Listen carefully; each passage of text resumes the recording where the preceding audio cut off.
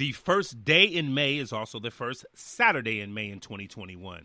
The best thing is that we should be fast and firm all day in Louisville on Derby Day. And to boot, their racing secretary put together one outstanding card that looks to have immense value on both the early pick five and the late pick five. However, on this episode, I will offer you just the late pick five. So for the early pick five, you will have to tune in to my other episode. So come on, race fans, get fired up. It's Kentucky Derby Day under the Twin Spires, and Thoroughbred Ticket is loading in the starting gate.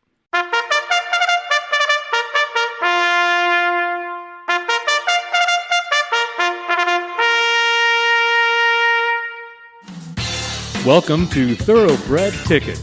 We're playing the exotics like trifectas, superfectas. The pick 3, 4, 5, and 6 will become that much easier. Rushing to handicap multiple races? Well, your host will save you a bundle of time. And now here he is, the self-proclaimed expert handicapper, Mr. Kenneth Moultrie.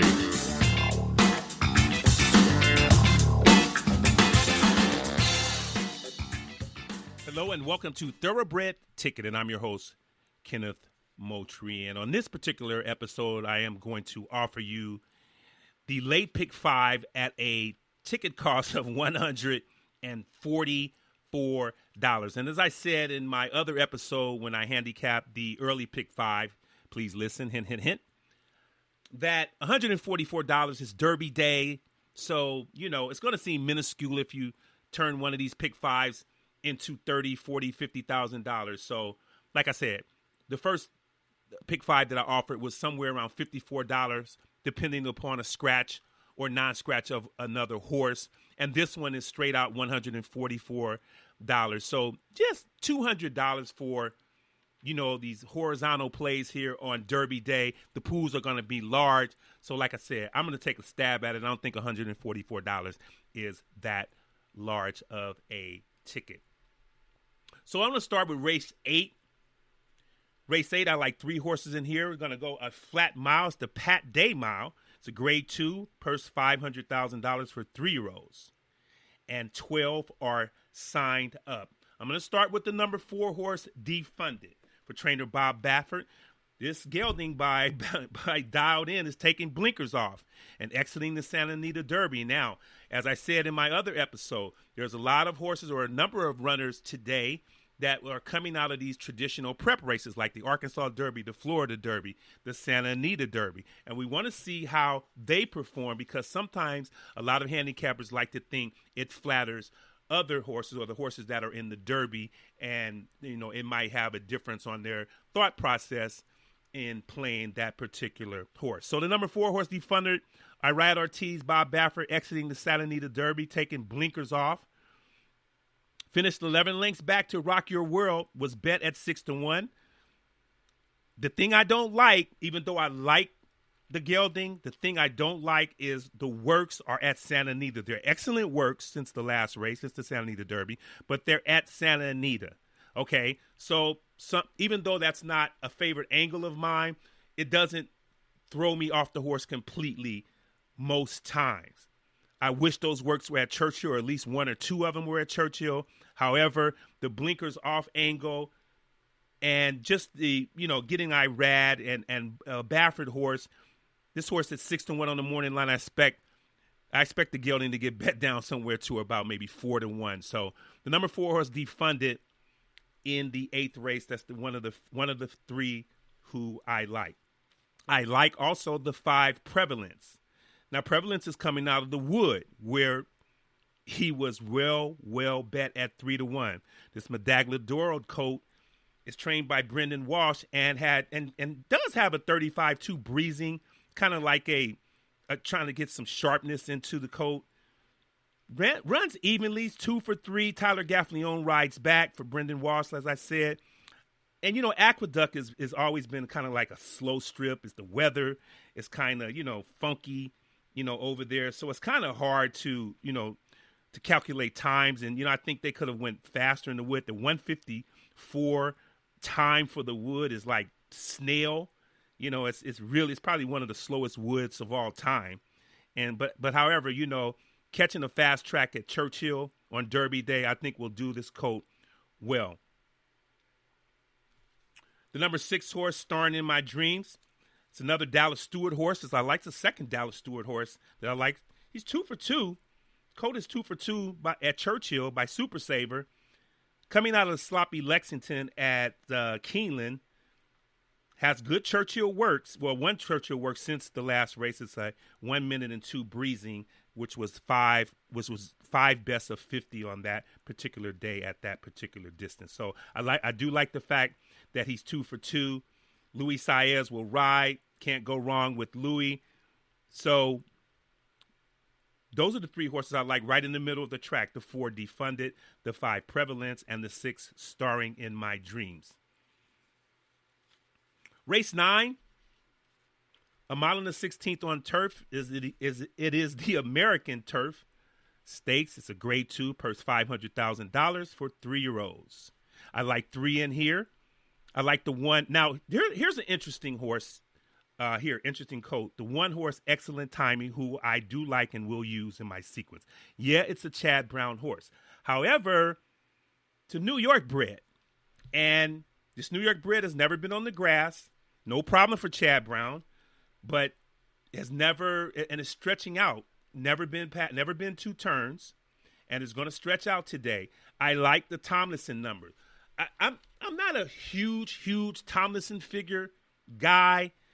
I do use it to kind of piggyback on other things I like. So if I like a lot of other things and the Tomlinson numbers are good, then it just kind of boasts my confidence even more on that particular runner. But I do like that this colt has speed, has the rail. Umberto Rispoli is going to ride. I'm a little scared of the 2 Win From Within, not to win, but just to kind of maybe compromise Excellent Timing, speed on the front end. I do think I'm looking at the splits here from Win From Within, and in his last race at Tampa, he went 22, 45, 109, and then 133. That should tell you that this colt should be in front, the 2 horse Win From Within. However, I'm thinking that, like I said, those splits at Aqueduct is a very, very slow surface. And I think getting on the grass, especially bred the way this colt is for the grass and the distance, I'm just thinking that if Umberto can pop the gate on the rail and get the lead, it'll be looking different for this 1 horse, Excellent Timing. The number 6 horse, Royal Prince, a Brad Cox trainee, has 2 good Churchill turf works coming into this race. It's 2 for 3 this year, and it's 3 for 3 at the distance. 3 for 3 at a mile and the 16th is something that piques my interest in liking this horse. Javier is going to ride, and Javier and Brad Cox, you think of Florent Giroux or you think of Luis Saez, but they're 24% with over 50 mounts. So, Javier rides a lot for Brad Cox, and I think he specifically wanted Javier to ride this horse. I think it fits his style, and that is why I like the 6 horse Royal Prince. The 13 Scarlet Sky for Shug, Joel Rosario is going to ride. Coming out of the Transylvania at Keeneland, 2 for 3 this year, very sharp. The buyers are right. I think this colt has the best last race buyer. Actually, the 5 horse de jour does. However, Joe Rosario, I think with the speed that I have, kind of predicting Excellent Timing and Win From Within, I'm hoping Excellent Timing can hold on a little bit. The 6 horse Royal Prince is kind of like a middle closer, kind of like runs in the middle of the pack. And then I'm looking for Scarlet Sky to kind of come from out of it a little bit. So those are the 3 I like for that particular reason. The 1 horse, Excellent Timing, the 6 Royal Prince, and the 13, that is Scarlet Sky. Race 10, 7 furlongs at Churchill Downstate, grade 1, $500,000 for 3-year-olds and up. The number 1 horse, Fat Man. Fat Man just won an optional claimer at Gulfstream Park and received a 103 buyer in that particular race. draws the rail today, and this gelding is opening at 12-1 on the morning line. Javier is going to ride. The only thing that is not going to have the number 1 horse, Fat Man, somewhere around 4-1 or 5-1 is the rail. However, I still think this gelding will be underlaid.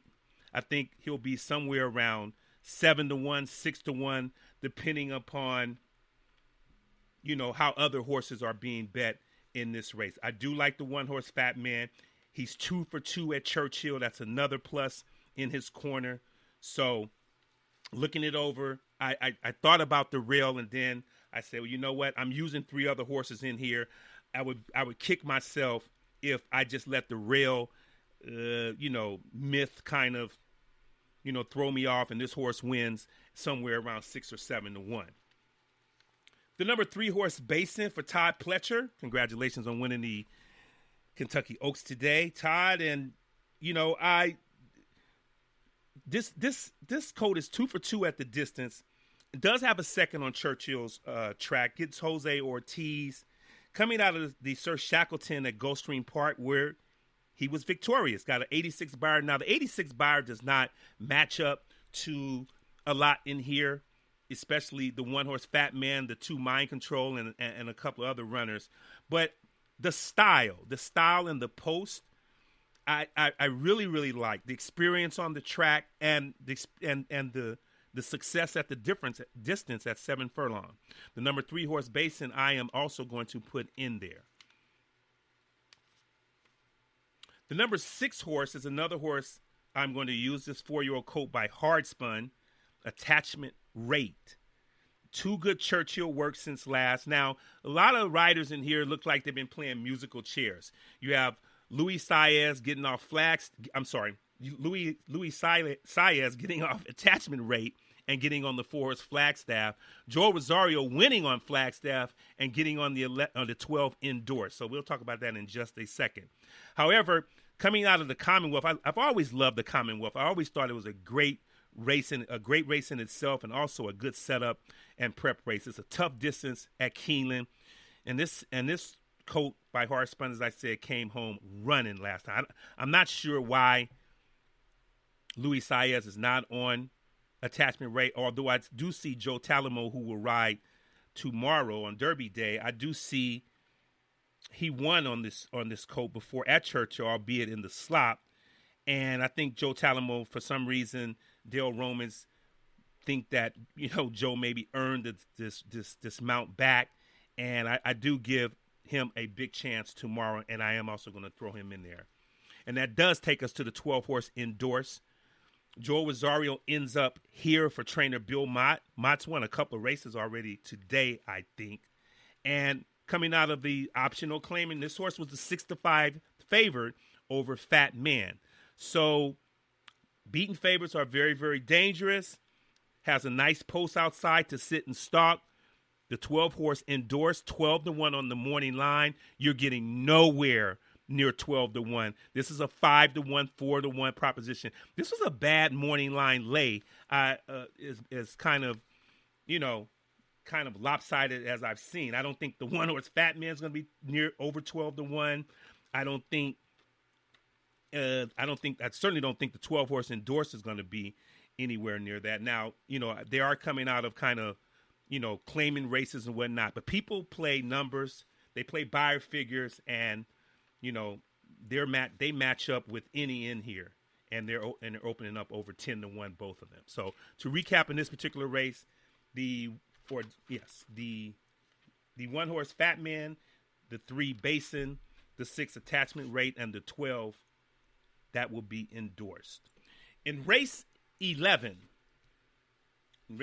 is the Turf Classic Grade 1, the Old Forester. That sounds good. The Old Forester Bourbon Turf Classic.